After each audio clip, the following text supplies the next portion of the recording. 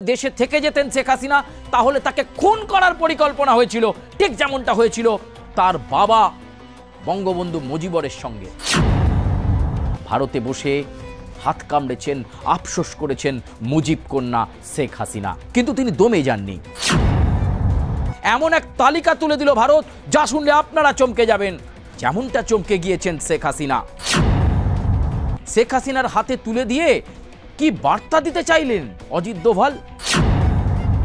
কোনো ফোনালাপ, কোনো call recording, কোনো অডিও বার্তা, কোনো ভিডিও বার্তা শেখ হাসিনা যেন না দেন। ঠিক 39 দিনের মাথায় বাংলাদেশে শেখ হাসিনা চোখের জল পুঁছতে পুঁছতে তাকে দেশ ছাড়তে হয়েছিল। এবার দেশে ফিরবেন রাজকীয়ভাবে। শেখ হাসিনার দেশে ফেরা নিয়ে জল্পনা চলছিলই, আর সেই জল্পনার অবসান ঘটতে চলেছে বলা যায়, কারণ দেশে ফিরছেন শেখ হাসিনা। চোখের জল পুঁছতে পুঁছতে তাকে দেশ ছাড়তে হয়েছিল। এবার দেশে ফিরবেন রাজকীয়ভাবে।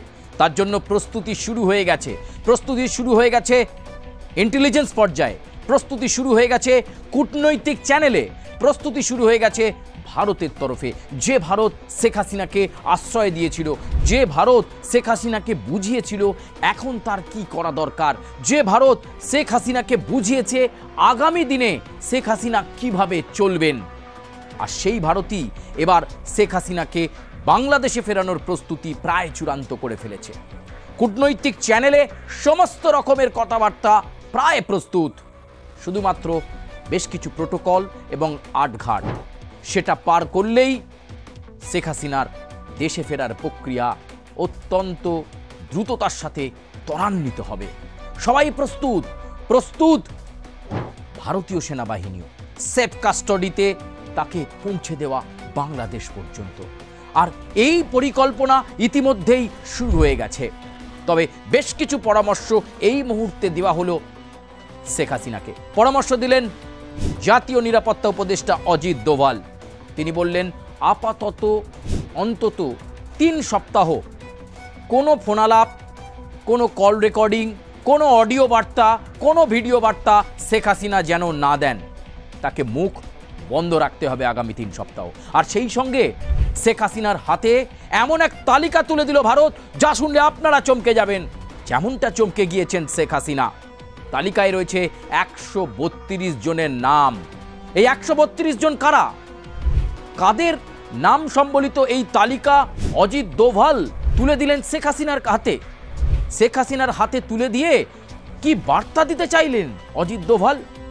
আর কেনই বা 3 সপ্তাহ অন্তত মুখ বন্ধ রাখতে বলা হলো শেখ হাসিনাকে?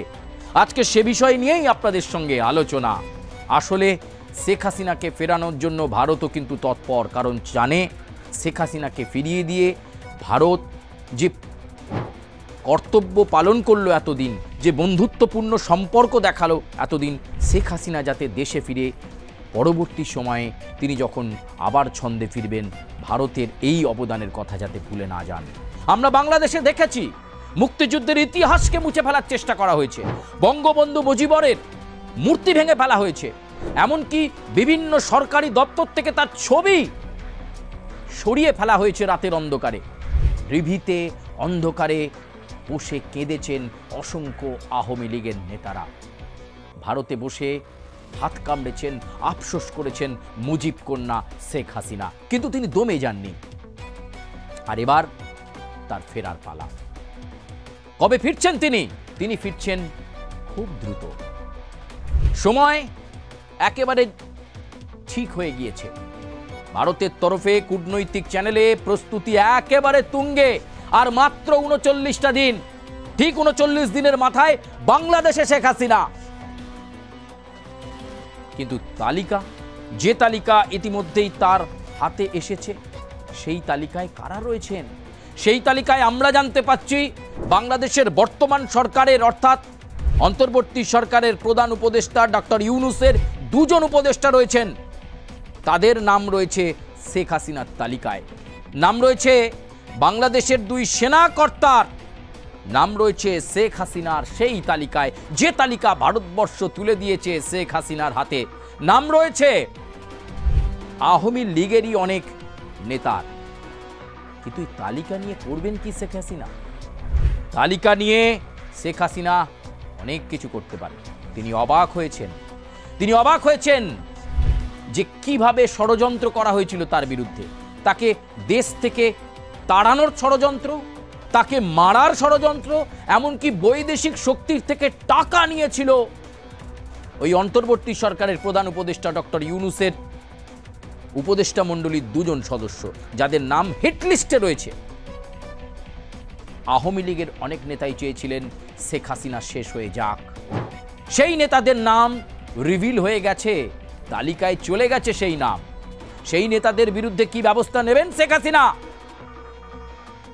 132 জনের তালিকা তো সে কারণেই ভারতের ইন্টেলিজেন্স ব্যুরো কোনায় কোনায় থেকে খবর তথ্য সংগ্রহ করে কারা সেই ষড়যন্ত্র করেছিল, কারা শেখ হাসিনাকে বাধ্য করেছিল মুখ লুকিয়ে গণভবন থেকে বাংলাদেশ থেকে ভারতবর্ষে চলে আসার জন্য কারা বাধ্য করেছিল, এমনকি যদি জোর করে দেশে থেকে যেতেন শেখ হাসিনা তাহলে তাকে খুন করার পরিকল্পনা হয়েছিল, ঠিক যেমনটা হয়েছিল তার বাবা বঙ্গবন্ধু মুজিবরের সঙ্গে।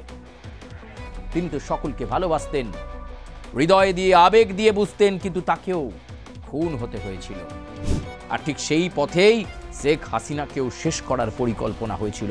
ষড়যন্ত্র করেছিলেন 132 জন।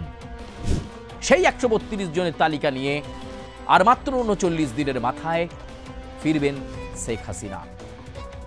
আর ফিরেই তিনি কি পদক্ষেপ করেন তার দিকে তাকিয়ে থাকতে হবে। কিন্তু এখন আর কোনো শব্দ নয়, ভারতে বসে আর কোনো অডিও বার্তা নয়, ভারতে বসে আওয়ামী লীগের নেতাকর্মীদের জন্য আর কোনো বার্তা এখন নয় যে আমি ফিরছি প্রস্তুত থাকো, কোনো বার্তা নয়। মুখে এখন সেলোটেপ আঁটতে বলেছেন অজিত দোভাল। তিনি বলেছেন কথা শুনতে হবে। ভারত পাশে ছিল, পাশে আছে, মুক্তিযুদ্ধের সময়ও ভারত পাশে ছিল, পাশে এখনো আছে। শুধু শেখ হাসিনাকে সময় বুঝতে হবে, শেখ হাসিনাকে বুঝতে হবে কখন কোনটা কার্যকর করার দরকার। আর শেখ হাসিনাকে বুঝতে হবে এ বাংলাদেশ সে বাংলাদেশ নয়, এই বাংলাদেশ একেবারে অন্য বাংলাদেশ হয়ে আছে। এই বাংলাদেশে স্থিরতা পেতে গেলে তাকে সময় দিতে হবে। কিন্তু তার আগে এই 132 জন যারা শেখ হাসিনাকে পেছন থেকে অন্ধকারে ঠেলে দেওয়ার পরিকল্পনা করেছিলেন তাদের বিরুদ্ধে কি ব্যবস্থা নেবেন শেখ হাসিনা? আমরা তো আগেই বললাম 2 জন উপদেষ্টা, 2 সেনাকর্তা এবং লাগাতার আওয়ামী লীগের প্রচুর নেতা রয়েছেন যারা দলের মধ্যে থেকে দল বিরোধী কাজ করে শেখ হাসিনাকে অন্ধকূপের দিকে ঠেলে দিতে চেয়েছিলেন। সেই তালিকা ভারতবর্ষ কিন্তু পেয়ে গেছে, আর সেই তালিকা শেখ হাসিনার হাতে পৌঁছে গেছে। এখন কোনো কথা নয়, মাথা ঠান্ডা, সপ্তাহ 3 অপেক্ষা, তারপর তিনি মুখ খুলতে পারবেন, সেটা অন্তত ভারতের কূটনৈতিক চ্যানেল মারফত বলা হয়েছে। ইতিমধ্যেই তার বিরুদ্ধে 7টা মামলা চলছে দেশে, দুর্নীতির মামলা রয়েছে, খুনের মামলাও রয়েছে শেখ হাসিনার বিরুদ্ধে। ফলে খুব সন্তর্পণে সুষ্ঠুভাবে শেখ হাসিনাকে দেশে ফেরাতে তৎপরতা দেখাচ্ছে ভারত। অন্যদিকে ইন্টারপোলের মাধ্যমে বাংলাদেশের দুর্নীতি দমন শাখা বিভিন্নভাবে যোগাযোগ করার চেষ্টা করছে শেখ হাসিনাকে ফেরানোর জন্য। কিন্তু এই মুহূর্তে ভারত নজরে রেখেছে যে শেখ হাসিনার বিরুদ্ধে যে মামলাগুলো চলছে সেই মামলাগুলোতে আগে স্থিরতা পাওয়া দরকার, সেখান থেকে জামিন বা সেখান থেকে মুক্তি করানোটা দরকার। এই সব প্রসেসটা আগামী 39 দিনের মধ্যে সম্পন্ন হবে বলেই মনে করা হচ্ছে বিশেষজ্ঞ মহলে। আর তাই বলা হচ্ছে 39 দিনের মাথাতেই বাংলাদেশে ফিরবেন শেখ হাসিনা। পথ প্রস্তুত, সবুজ গালিচা প্রস্তুত, শুধু কবে ফিরবে তাদের দেশের মেয়ে শেখ হাসিনা, তার জন্য অপেক্ষা করছেন অসংখ্য মানুষ, অপেক্ষা করছেন আওয়ামী লীগের ছড়িয়ে ছিটিয়ে থাকা, বাড়ি ছেড়ে পালিয়ে গিয়ে অন্য দেশে থাকা নেতারা। তারাও তো ভরসা পাবেন শেখ হাসিনা ফিরলে তারা দেশে ফিরবেন। কিন্তু সেই 132 জনের তালিকা নিয়েই দেশে ফিরতে চলেছেন শেখ হাসিনা। আর মাত্র 39টা দিন, তারপর বাংলাদেশের রাজনীতিতে কি বিরাট কোনো পট পরিবর্তন? আসুন, তার জন্য আমরা অবশ্যই অপেক্ষা করব। আপাতত বাংলাদেশ নিয়ে পর্বে আজকে এ পর্যন্তই। আপনাদের সঙ্গে নিশ্চয়ই আবার বাংলাদেশ নিয়ে আলোচনা হবে। ধন্যবাদ।